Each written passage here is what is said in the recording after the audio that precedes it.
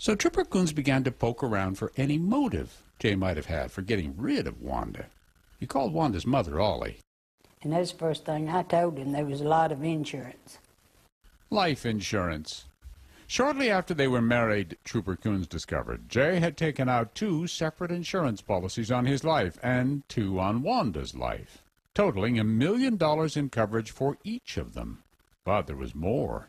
Before she married Jay, Wanda had bought a $60,000 policy of her own, naming her parents as beneficiaries. She felt good about that because she just felt like she was trying to prepare for the worst. And Jay immediately wanted her to change the beneficiary on that policy To him? to himself. So she did. She did, but she wasn't happy about it. Now Coons thought he might be onto something, and he knew he was when friend Farrah Tittle passed on a story Wanda had told her, that Jay was planning something highly illegal. Jay indicated to Wanda that he was going to buy a kayak and fake his own death in the Gulf of Mexico. This was shocking information. If Farrah was right, Jay had come up with the ultimate scam, a plan to fake his own death, then hide in another country until the insurance was paid to his compliant wife. Did you advise her about what to do? Yeah, she was really worried, and I told her I just thought that was crazy. Why didn't she walk the other way? Why didn't she leave him at that point?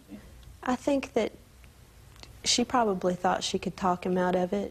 Now, this was very strange. A man tells others about his plan to fake his own death in order to collect insurance, and then his brand-new wife falls off a cliff? Who has a plan to fake their death and then, oops, somebody just falls off a cliff. People don't just fall off cliffs. By now, how suspicious were you? Pretty darn suspicious. The more Trooper Coons learned, the more he became convinced Jay Darling had killed his new wife. But though Coons had found what he believed was a motive for murder, there was no physical evidence up here on the bluff that would prove it. The wall of evidence he was building against Darling was circumstantial, and hard as he tried, he couldn't quite make a case strong enough to satisfy the DA. Coons, advised to stop working on the case, took it home with him. I made a lot of personal phone calls from my house, and I guess one can construe that as being obsessed. But it wasn't obsession. It was tenacity. Back in Haleyville, Alabama, members of Wanda's circle fumed, just as they had when her broken body was brought home. You wanted to punish Jay. I wanted to punish Jay. I can't even explain my reaction because I've only felt that way one time, but it was almost just like a storm in my head. I took a gun to the funeral home, and I thought, I'm going to kill him. I'm just going to kill him. A lot of anger in that comment. Yeah, there's a lot of anger in me, all saved up for one person.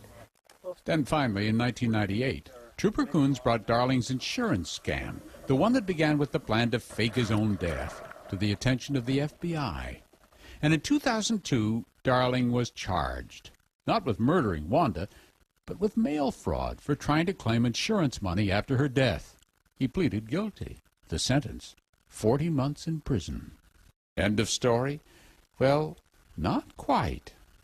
Because finally in 2005, just as Darling was completing the sentence imposed for insurance fraud, a grand jury decided there was enough evidence to charge Darling with murder.